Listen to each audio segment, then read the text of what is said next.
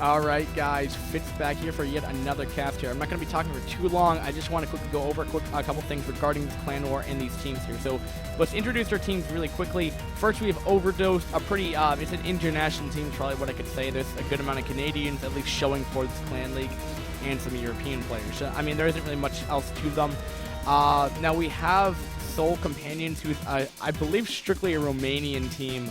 And again, I don't really know these teams' positions. I did follow OverDosed for Clan League Season 20, but again, that was like maybe for a week or two before. They just got walked over, I think. I didn't really catch them on that much. But anyway, let's talk about Clan Wars. Clan Wars is kind of just a match. If you guys, I'm going to be using vocabulary that I've always used. So Clan Wars are just kind of like a match that you would have between clans and Clan League. A match in Clan League consisted of 5 series, and there was 5, and each series is a best of 3 format, meaning that 4 of the 5 series is a 1v1 best of 3, and the last one is a 2v2 best of 3. So ideally, you would have minimum amount of 10 replays, maximum about 15 if everything went to a third game or an ace match. Now, because that we're down 2 series, we're only going to have in between 6 and 9, I believe. 6 and 9. So, replays. I'm not going to spoil anything, but yeah, I just wanted to point that out there. Also, I just want to talk about the reason for this. The 2v2 was a walkover just because one player, I'm trying to look at who left. I believe it was actually EXE. Yeah, it was Soul Companions EXE who left early, so it was just a walkover after game 1. And I don't know what the position of Simeon versus Sincool. I guess the game was just never played, so we only have 3 series of this match to go over. So I just wanted to quickly talk about that. But instead of boring you with all this information, why don't we just get into the game and talk about it? Also, if you haven't realized, we have a new microphone, so you can actually see it on stage. Maybe that was the whole reason me going on stage. But anyway, so spawning here on the top left, it will be OverDosed's Iplaystuff as the yellow Zerg, and his opponent will be the red Protoss, making this a ZVP from the team Soul Companion. It will be EXE or EXA. I'm just going to call him EXE because it reminds me of the file name. Now, the map should be Fighting Spirit, if I'm not mistaken. It is Fighting Spirit. Now, I believe I was looking at a bunch of the 2v, or not 2v, the second map that all these games are played on, because obviously they go to second game. I'm not going to spoil what the third map would ever be, but they weren't consistent. So that being said, I think, again, I have to go under the assumption that they loser picks map here, so there is that. Now, unlike BLCL or Brood War Clan League, it isn't a best of 1, it's a best of 3, so you can mess up one game here, so not every game actually necessarily counts here. Another thing to note here is that not everyone knows that, like, to EXE and Iplaystuff, this is the most important match to them, because they don't know how the other games are played, I believe. I think all the games are played at once, so they don't actually know that. So just keeping that in mind right there. So we have a gate going down for EXE here, so he's not going to do a standard force fast expand here, so he might just go for a 2-gate. Dragoons in this option aren't going to be that great, but it appears that we have a 9 pool, actually. So he might do 9 pool into 12 hatch. I've done that build a couple times. It gets up a lot more lings very fast. Normally transitions to a crap ton of lings, but we'll see if that's even going to be the transition here. Now, also, if you're looking in the bottom right-hand corner of the overlay, I'll just guide your eyes down there for half a second. The top SC, the top part of that scoreboard, or overlay part, the top part is the clan names, which I'm going to update that after each series. And EXE versus Iplaystuff is actually going to be just the individual match in the best of 3 for the win. And oh my goodness, he didn't quite kill off the drone there, but he's actually significantly heavily delaying this hatchery. And again, he wanted to go put down that 12 hatch down, and potentially get a ton of links here. And EXE playing really, really well right here. He's finally, right when that second drone comes down, he's going to instantly put down a pylon. He may cancel it. The smart move for EXE is probably going to eventually cancel that because a lot of links are coming out. And he's going for a Cybercore, which may be a reason where he might go DTs. You don't really tech this much as Protoss. You can do one-base styles where you go a super fast Corsair. That is also another option. I just think DT might be a bit more of an option here. I believe both these clans are at least Division. I know they're not Division A. They might be Division B1 or B2. So no, he's gonna go Robo. So Robo's an interesting choice. I think he just wants to know what the Zerg's up to. See if it's gonna be like a 2-hatch or a lot of lings or something like that. But we'll see what Iplaystuff is actually going to be giving us this game. We do have the 3rd hatch going down. So what this one base may actually mean, if he's going to be teching too much, is that he's not going to be able to really punish this 3rd base here, which the longer a 5-hatch Hydra build may work very, very well for him. Because there isn't going to be a ton of map presence with EXE at all. I mean, at least with the Forge FE, you can actually get a better economy going. And you can eventually make, instead of putting money down in cannons, you can actually make zealots, which you can try to take off that 3rd base there. But that being said, I'm not quite sure what we're going to be funding from EXE here. I thought DTs or Corsair, but neither of those are the case. There might be just Obsec, no support base. So yeah, he's going to go for Reserve. I was thinking that. I just haven't seen that in such a long time. And Protoss versus Zerg, it's Jimmy. And okay, well Iplaystuff has canceled the hatchery over at that 3 o'clock, over at that 1 o'clock, excuse me. And I don't know what made him do that. As there's actually no map presence of the BXE out there, so I don't know. He's gonna go like 2-hatch Hydra. This may even be lurkers. I really don't know. I mean, even CEXC already saying Hydra, but the thing is, he's not really paying much attention in terms of that. Well, I guess he wants to make sure he can keep both of his bases alive. I guess he didn't want to be spread too thin about putting another hatcher down, so he wants to get it from the Hydra to deal with. I guess that's an okay idea. Maybe the Overlord got in there far enough to see that support bay. Sorry, wrong player cam. No, I don't think he could have seen. Yeah, there's no way he saw that support bay. So actually, let me. I'm trying to see this. So the support bay's right there. Iplaystuff. Yeah, he may have just. Okay, so he saw the Robo. So maybe that was starting to tell him that maybe there was Reaver tech coming out. I don't know. I mean, that could have just been a really quick obs. I mean, if you're going DT, it may not be the worst thing to get obs out anyway, just to figure out if the DT don't do too much. Just getting some scouting information out. But yeah, so it's an interesting way how Iplaystuff is actually dealing with this. I still think keeping up that 3rd hatch is going to be the better option here. But he does have a lot of Hydra out, to be fair, and there is not really much that holding off the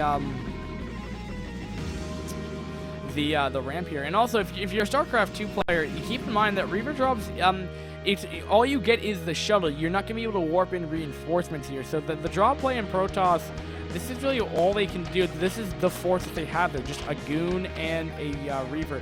Now, that can be a strong force to be reckoned with here, but the Reaver... Okay, so here comes the drop, but I'm saying it still can be a difficult task to do that. And speed is in here, but Hydra are already in position here. They're just going to target fire that Reaver down.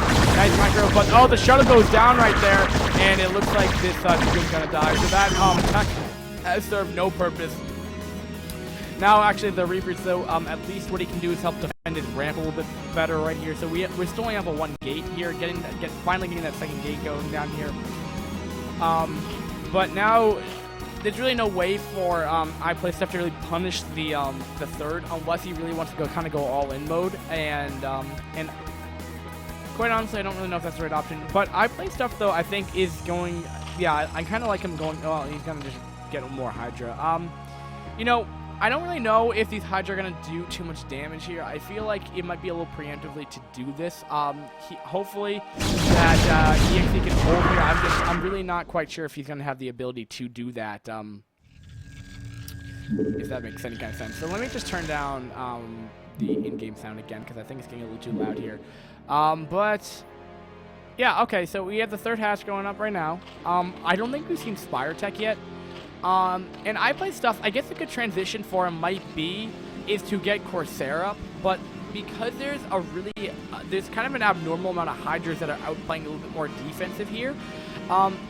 It actually kind of makes it a little bit harder for EXE to really transition out of this, because a normal transition in standard play would be probably get Corsair up in this predicament here. But because there's such a high number of Hydra out, I really don't think Corsair is actually a viable option, so I'm kind of disprove my theory here. His best bet, I guess, is just to get a lot of Reapers and just hope that he can defend off his natural, because that's really his only best bet to really do any kind of stay in this game here. Or he can push, which is probably going to be more of an all-in endeavor. But either or, it's probably his only two options right here. There isn't really much he can go for other than DP, but, you know, while you have the Reaver tech, use it, in my opinion. It's your best option.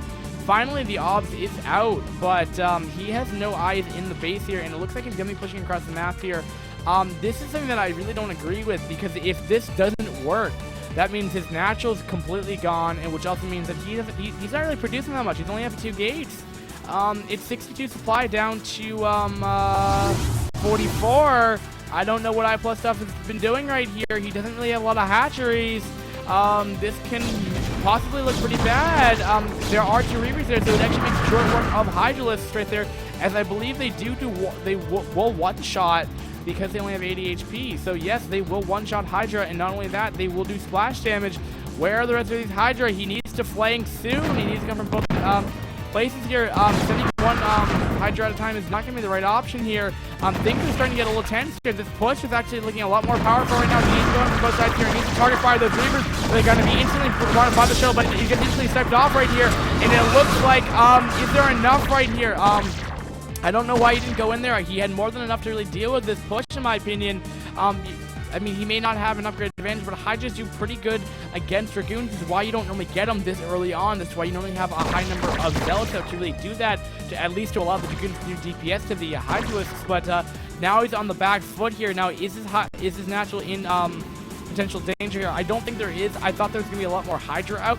But it is a decent round here. They might be able to trade armies effectively here. There isn't even that many Zealots there, to be fair. And while he's migrating back, though, you really don't really need to in that circumstances. There's only 2 Zealots right there, so you can just take the fire, target fire, and fodder through Hydras. Quite honestly, I don't know what he's doing right now. Let me look at the drone count right here. I'm honestly wondering what we're looking at for terms of this stuff. All right, so we have 26 drones to 26 to 35 probes. So, I mean, he hasn't really been droning hard at all, and he still only has 4 hatches, keep in mind, and he's just getting that Spire down. So, I mean, definitely a lower league game here, but definitely Iplaystuff isn't in the best position right now. He does have a speed overlord going to the main base here. This is what a lot of Zergs actually don't do that often to get scouting info. They're like, I guess they kind of assume more than anything else. But, I mean, that's the first time I've actually seen a speed overlord actually going in the base. But the reason also for the reason that overlords don't find their way in the base, at least this early on, is mainly because that there are Corsair roaming the map, or maybe be dead by this time. It is pretty late in the game now. We're definitely getting into a mid-game stage here, and we're going to be going with map Hydralisks here. Does he have all the upgrades? That's something I never checked. Yes, he does. He still doesn't have lurker tech here, so it's a very bizarre. I mean, he just has really high. All he has right now for Iplaystuff is really just mass Hydra. And all right, so we have another Reaver drop inbound here, but it's going to be instantly detected. Very nice play by Iplaystuff there. I probably would have not seen that coming right here, but because of good Overlord positioning, and again, these drop plays would be much more effective if he went Corsair, or if he even went Corsair Reaver, because the Corsair Reaver can just pretty much shut down any kind of air control and any kind of scouting information about the Zerg, so your drop play will actually be much more effective here. But we do have a healthy amount of goons in this army right here, probably around 10 or 12. No, 16, excuse me. I was way off right there. But to be fair, I believe I saw a pretty good high number of Hydralisks. Yeah, about 31. So, I mean, if all those Hydralisks can move and attack at the same time, yes, that can be pretty powerful here. But we, now, again, probably going to go. I think Iplaystuff can take this. But it does depend on EXE's control with his Reavers here. Now if they get started off like it might just do right now, oh my goodness, does it go down? I just got to target fire the Reavers in the front right here. What is he thinking? EXE, that was not a good engagement here, and because those Reavers have fallen, there might be I thought there might be too many Hydras here, but they're all, I don't know where the rest of the Hydras are. Where are they? There was about 15 of them, and there's 10 of them are just somewhere on the map here. Where are they? I'm so confused. I mean, that number does not lie. There is about well, there's 21 now. What has happened to that Hydralisk count that I saw earlier? Where are they? And I'm not quite seeing them, and it's really starting to wonder me. Come on, I said Iplaystuff is going to take this game, ladies and gentlemen. I cannot be wrong again. Let's go, Iplaystuff. We can do this.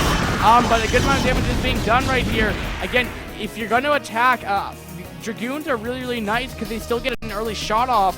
And if you continue to be a little bit indecisive where you're positioning your Hydralisk, you're taking more fire than you really should be. These Hydras are not getting part of the action here. Only setting a control group of them, letting the rest of the 8 at the north part of that not doing anything. And now these Hydras are absolutely worthless. And they just completely foddered them for no apparent reason, killing a Dragoon of what it appears to be. And all of a sudden, EXE's not looking too bad right now, even though he did lose, like 600 minerals worth with his shuttle and 2 Reavers in it. He's still looking pretty powerful. There's a good amount of Dragoons here. It comes down to Iplaystuff's engagements here. He hasn't been that active with his Hydralisk here. He hasn't been able to control them very well, and it's actually starting to cost him. And the problem, though, is that this choke point's actually making it really difficult for Iplaystuff to really get out of here. And what we need to see by Iplaystuff is actually get a flank going here to really make his Hydras work here. You need to get all that DPS with a high surface area over these Dragoons here. Otherwise, the Dragoons are just going to outrange you, do more DPS quicker for the time being, unless you're going to really commit with all your Hydralisks here. And really, I don't really know what the idea for this is. And he built up +1, by the way, so they're running equal and upgrades as well to have you to note. Alright, the Scourge are coming in, though, for no apparent reason. What are you doing with the Scourge? Alright, these Hydras, see what I'm talking about right here. Only the front, first line of them really doing any kind of damage here. He's not really doing too much right there. There's just too many Goons right here. He's trying to get the Hydras out there, but again, there's just too much of a surface here up in arc by EXE's Dragoons here, and he's just gonna wipe the floor with these Hydralisks here. I mean, there isn't even any storm this game, and Hydras, I will have do better against Dragoons on a one-on-one fight generally, but it also does come down to the engagement, keep in mind as well. So there is a third base operational for EXE, keep in mind. Despite all this happening, though, the Reavers have not been dropping as well, which I'm a little surprised by. But now the Reavers are actually out, and there's just not enough DPS of the Hydras. And there's the GG. I was gonna say EXE is gonna look at the position to take this game, which he did. So he's gonna take a pretty convincing lead there. Iplaystuff had a lead, in my opinion, for the duration of this game until it came down to those engagements here. But well played by both players here. And we're going to go on to our next game here. So right now, Soul Companions are looking pretty good. Alright, guys. I will be back. And shortly. Alright, guys. Thanks for watching again, and peace.